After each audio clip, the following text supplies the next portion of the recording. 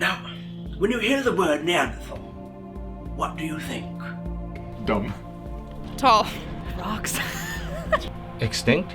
Monkey. Stupid. Ooga booga.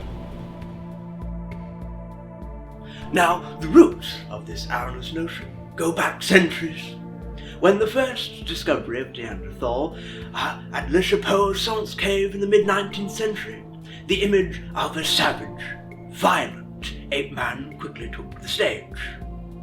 Now, archaeologist Marceline Boole compared its hunched posture to apes and inferred a primitive psyche vastly inferior to modern man. This drawing was commissioned by Boole to accurately depict the Neanderthal found.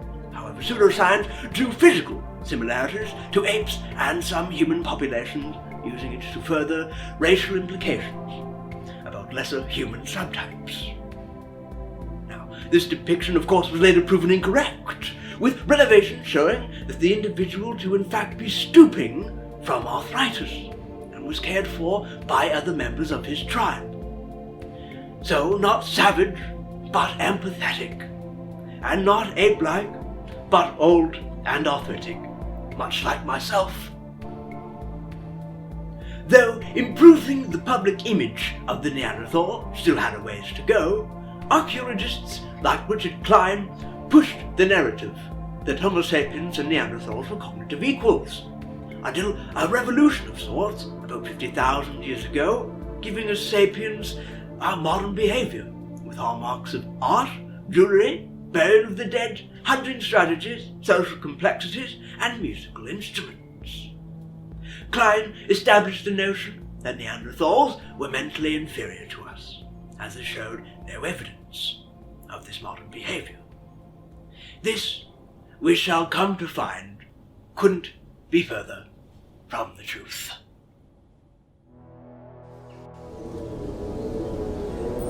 Let us journey to Middle Paleolithic France. Our two Neanderthal brothers have left their small tribe of 20 on an expedition in search of the caribou herd. The Neanderthals meet a choice. This mobile fission-fusion style of foraging may be tried and true for the Neanderthal, but it is our younger brother's first year out, and his elder brother hopes to teach him a thing or two along the way. With winter fast approaching, it is crucial they find a food source soon to see them through. Not that they are unfamiliar with the cold. Hundreds of millennia in glacial Europe have endowed the Neanderthal with numerous adaptations to help them thrive in this chilly Paleolithic environment. Don't let their mere height of 5'4" fool you. A wide barreled chest and shorter and thicker limbs than that of sapiens allowed for optimal heat retention.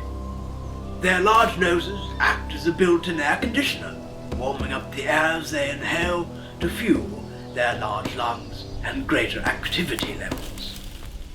With this high metabolism, they were adept at navigating steep, uneven terrain.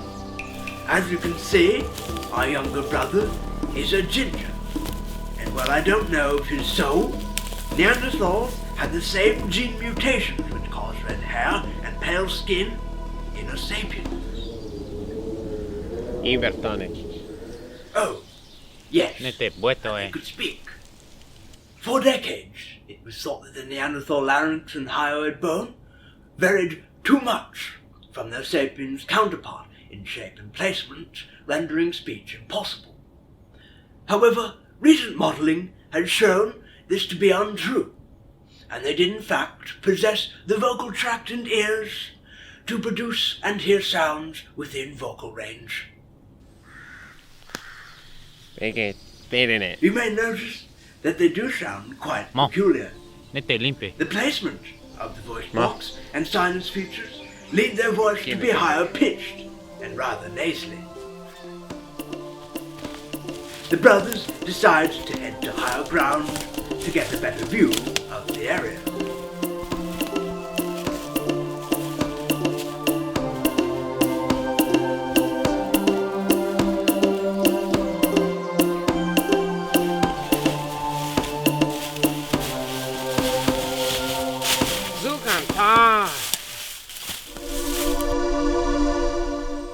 The brothers spot an eye-catching deposit of the mineral malachite. Neanderthals are known to have collected such things, as well as fossils and tusks. They surely had a sense of beauty. Observe as well their makeup of charcoal and fat, and the ornaments they wear. Bird fossil marks show us that they were keen on feathers and talons. It is thought they may even have passed this fascination on to us sapiens.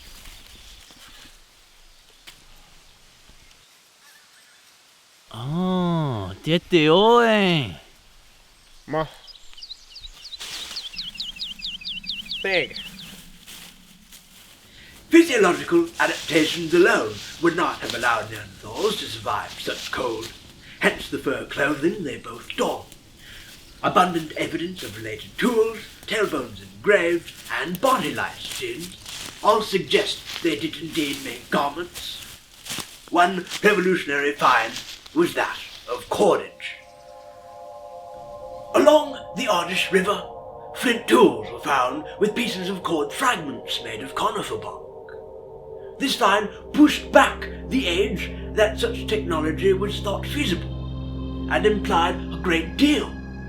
For the mathematics and operational memory required to weave such cord demonstrates immense cognitive complexity in the Neanderthal brain. The brothers have reached the lookout and begin assessing the area.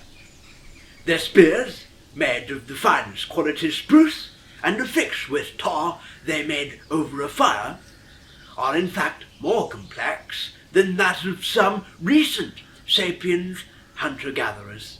Danahi. To. Parveiken. Kos. Kein. Eden, no? Egos. Kein. There, to the south beyond the mammoth herd, he believes is where the caribou have located. They will have to plan their route around the mammoths.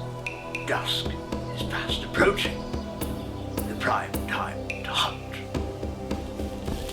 In contrast to sapiens who choose to hunt in the midday heat when animals are resting, their larger eyes suggest Neanderthals preferred twilight, when their prey were most active. Until recently, it was thought that they were scavengers and lacked the ability of complex, far-sighted thought. They are now known to be just as skilled at hunting as sapiens were.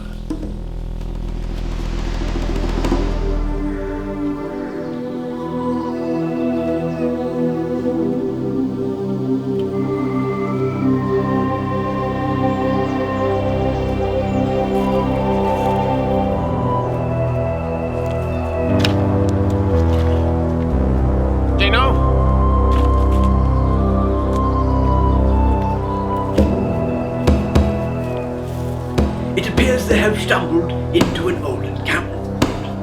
But it is not their own. Apart from trading of female members, groups rarely, if ever, interacted.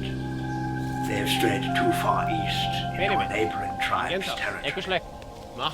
This would delay them further. Long debated, Neanderthal cave art like that of Sapiens has been confirmed. Recent developments allowed the dating of a long controversial painting to 64,000 years ago. Long before Sapiens arrived in Europe, Neanderthals painted dots, lines, discs, and hand stencils in red pigment. This painting requires pre-collection of materials, and in deep caves, the creation of a light source. The art is therefore deliberate, and its placement on cave walls suggests a symbolic origin. It does not, however, appear to represent animals and other real objects like the art of Sapiens does. They have nearly made it out of foreign territory, and this dried up creek bed means right where they need to go.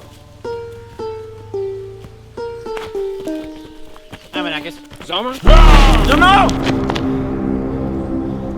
Even a small injury could spell death in this relentless Paleolithic world. I see. Rekos? No again. Predators and infection are a very real danger. Oklahoma. Luckily, the Neanderthals were experts in medicinal plants, and our younger brother has found what he knows will do the trick. The empathy of the Neanderthal cannot be refuted. No other primates, apart from Sapiens, displayed such levels. They are also known to have buried their dead. Eh?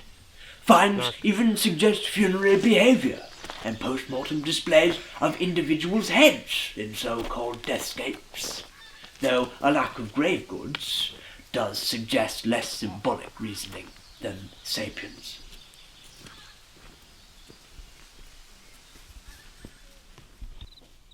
Numerous setbacks and an injury have decided for the brothers that they must wait and rest until tomorrow to continue. Night approaches fast.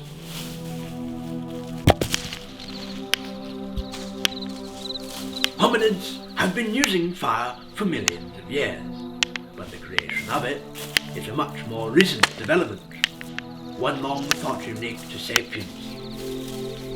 Fire flints from Neanderthal sites have been found, and though still a hot topic of debate, it is thought that some groups at least did have the ability to create fire.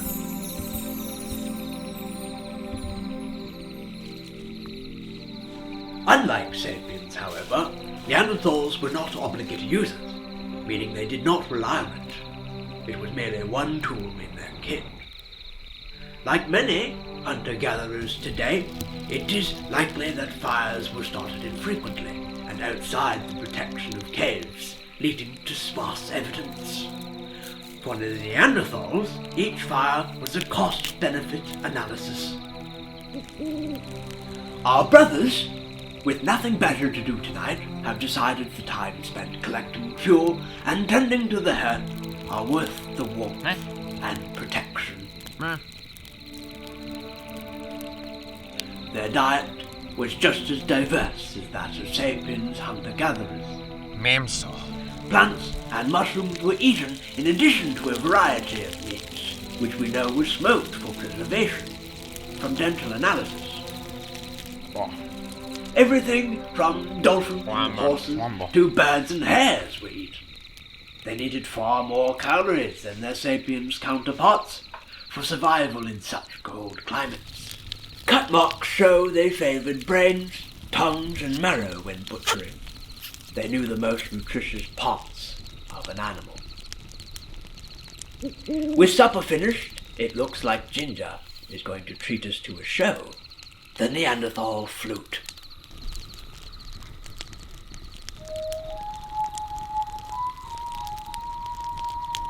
The find of a flute, made of a cave bear femur in Slovenia, confirms Neanderthals were musical, like us.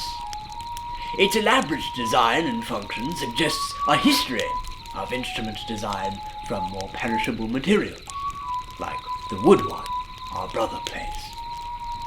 Just imagine what Neanderthal instruments may be lost to time.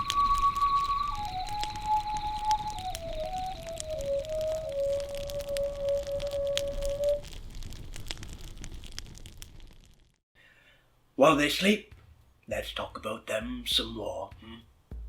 As you have seen, many of the aforementioned signs of modern behaviour were displayed by Neanderthals as well, and in recent years the notion has been discounted. There was no revolution giving us sapiens some superior edge, but a mosaic of these behaviours developing sporadically in sapiens and Neanderthals alike. We have seen the Neanderthals were much closer to us culturally and cognitively than previously thought. Many of our preconceptions about Neanderthals come from durable finds of stones and bone. The issue is that much of our culture is made of perishable items easily lost to time. This differential preservation of material leads to an incorrect perception of Neanderthal artifacts. Even symbolic behaviour, long thought unique to us sapiens, has been shown in Neanderthals as well. France's Bronchial Cave contains circular structures of hundreds of stalagmites around hearths on raised platforms. These 170,000 years old structures, built deep in the cave, have no domestic use and would have required immense social organisation to build. The meaning is likely a symbolic one. Though Neanderthal cognition was likely different in nature to that of sapiens, it was just as complex. Our two brothers set out at dawn and have nearly reached their destination. His leg is already looking much better. A track. They can't be far now. Man? Da. The caribou could be anywhere. They must plan their approach. One cannot dig up a language bone. It must be inferred through other behaviour. Symbolic artefacts are a classic hallmark of language, and stone tools are thought to have co-evolved with it. It is, however, hunting behaviour, above all, which leads experts to believe the Neanderthal harnessed language. The logistics and tactics involved in such big game hunting indicates an unprecedented social complexity. They would have needed to communicate times, seasons, and codes. Though smaller brain structures and sapiens indicate a lack of our complex grammar, it was more than adequate.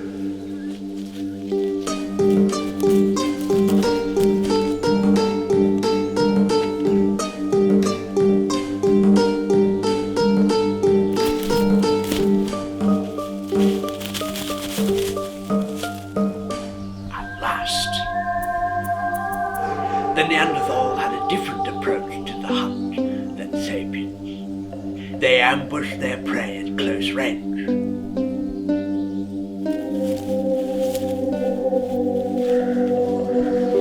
They're going in for the kill. I'll hush now.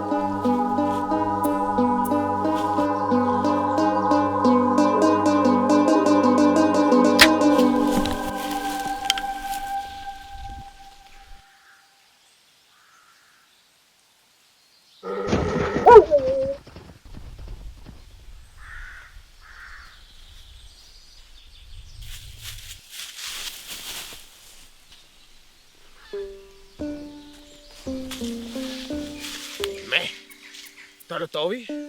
Se necesito. Who's that strange Neanderthal that just saved his brother? The brothers have never seen someone like this before, because she is in fact a Homo sapiens.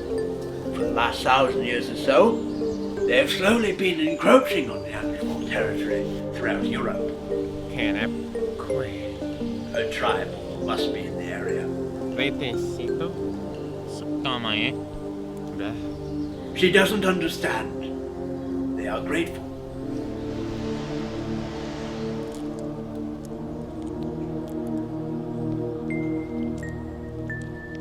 Our brother is not the only Neanderthal to take a liking to the sapiens. Many of us alive today have Neanderthal DNA from the sapiens and Neanderthals who bred.